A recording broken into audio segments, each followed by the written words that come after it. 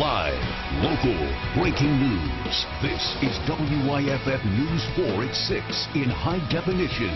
Clemson University mourning the death of a student tonight, her story and her fight. And a gasoline leak brings federal agents to the upstate, a look from the ground and the air at what's being done to keep people safe. And today we're hosting a telethon for the Holiday Sunshine Fund. Michael is in the studio with the phones right now. And Michael, we understand a big number is being talked about over there. Just a few minutes ago, you know, I stood right here and I opened my mouth. I said, I'll do push-ups for $1,000. Okay. Somebody stepped up just a few moments ago with a $2,000 pledge. We're now over $6,000, which blows last year's numbers out of the water. This is our 10th year. What an apt time. 10 years. Somebody, thanks, whoever gave that $2,000, thank you. I'm going to do push-ups here in about 10 or 12 minutes, so stay tuned for that. But secondly, there's no such thing as too small a donation to the Holiday Sunshine Fund. We've been doing this with the Greenville News for the last 10 years. Now we've added the Asheville Citizen-Times. It's for you. It's for your neighbors. You to love your neighbors right here at home. You get to do it anonymously. The number is toll-free, 1-800-808-5824. Carol, back to you with this news again. A $2,000 pledge just came in. Push-ups right here. We're over $6,000 and the phones are still open. We'll see you in just a bit. We'll definitely check back in. Thank you, Michael. We now know more about the death of a Clemson student on Sunday. WYFF News 4's Nigel Robertson talked to the university and one of her neighbors about who she was and what she was facing. Probably one of the most bravest students that I've ever had an opportunity to work with and interact with. She's a great person. Clemson professor Joe Mazer and his family knew freshman Stephanie Martin well. We have a live-in position where we're there to give out-of-class mentoring and advice and social support to students. So Stephanie actually just lived a few doors down from us. In fact, he saw the ambulances and the crowd Sunday after Martin was found dead in her Clemson dorm room. Stephanie Martin was a student I've been working with since September when she received her diagnosis. That diagnosis was brain cancer. Stephanie was an incredibly brave person. Listen to what she told Shannon Finning, the Associate Vice President of Student Affairs at Clemson. This will not define me. This is not who I am. I don't want to make changes to where I live, to my classes. I love Clemson. I already feel like part of the Clemson family. Martin was planning on taking next semester off to have surgery, but wanted to first finish classes this week. And I've been in the field of student affairs for 18 years, and without question, this has been the hardest semester of my life. Martin's death is the latest in a string of tragic news to hit this campus. To have lost 5 members of our family, and Clemson students we do, and faculty and staff, and so many in our community feel like we're family. It's unthinkable. Now, Clemson is searching for the strength to say goodbye again.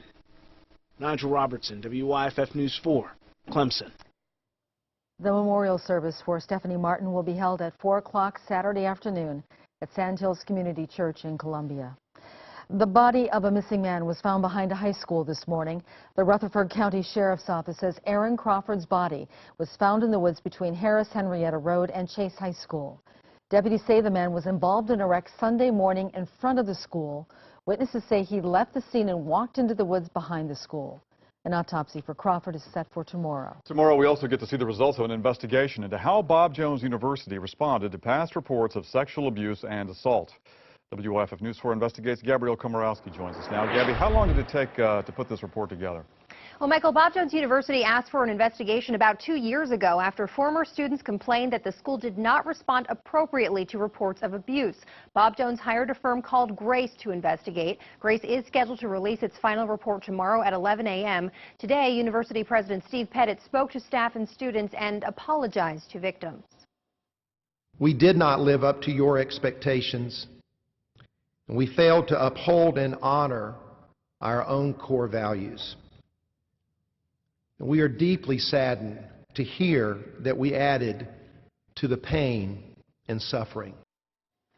WYFF News 4 Investigates has been following this. We will bring you the details of that report when it is released tomorrow. Carol. Thank you, Gabby. A fraternity at USC in Columbia was withdrawn today. Kappa Sigma fraternity pulled its charter for its Chi Omega chapter. The move comes after an investigation found evidence of hazing, alcohol abuse, and controlled substance violations by 81 members. The fraternity released this statement. In part, it says, quote, Kappa Sigma fraternity will not tolerate behavior that detracts from its mission of developing men into leaders on their campuses, end quote. Fraternity says those responsible will be held accountable for their actions. More prison time for former Anderson County Councilman Ron Wilson. Today he was sentenced again in federal court. Wilson was originally handed a sentence of 19.5 years in prison, all for a Ponzi scheme that cost nearly 800 people millions of dollars. Today, Wilson got another 6 months in federal prison. He was convicted of giving some of the stolen money to his estranged wife and his brother to hide during the investigation. They face sentencing at a later date. A drug roundup netted dozens of arrests in Spartanburg County. In fact, the sheriff's office processed one person while our cameras were rolling. Operation Ice Storm was conducted over the past 12 months. The operation targeted drug dealers and crystal meth users. Meth is a hard drug to get off of, and I'm sure that some of the people that are on it don't want to be on it, and maybe this is a good clean start for them. Nearly 60 people faced around 100 different charges. The sheriff says this roundup also impacts property crime.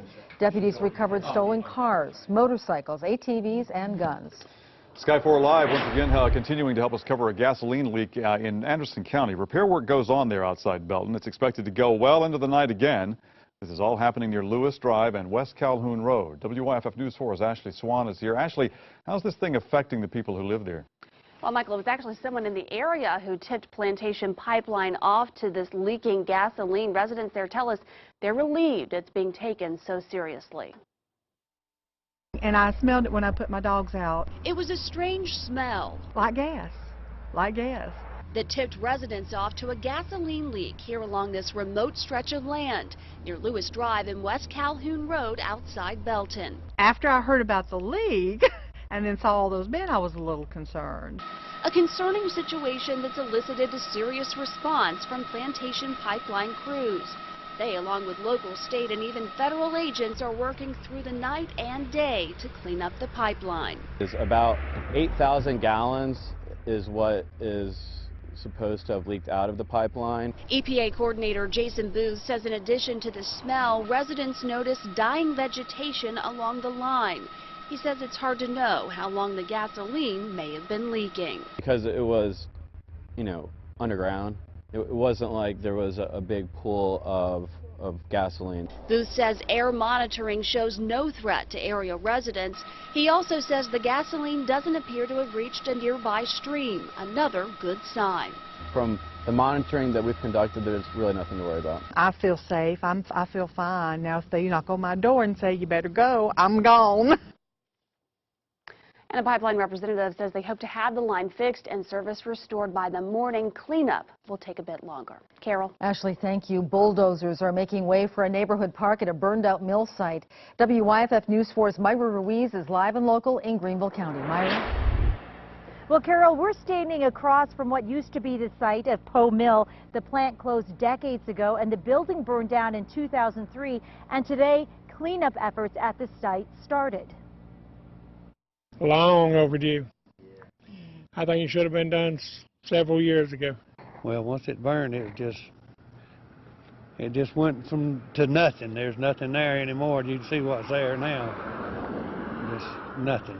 Now, the skateboarders have taken over part of the property, but plans for a new neighborhood park will include a designated area for skateboarding. Plans also include walking trails, a splash park, and a history courtyard that pays tribute to the mill. But the cleanup effort is also forcing some homeless people to find a new place to live.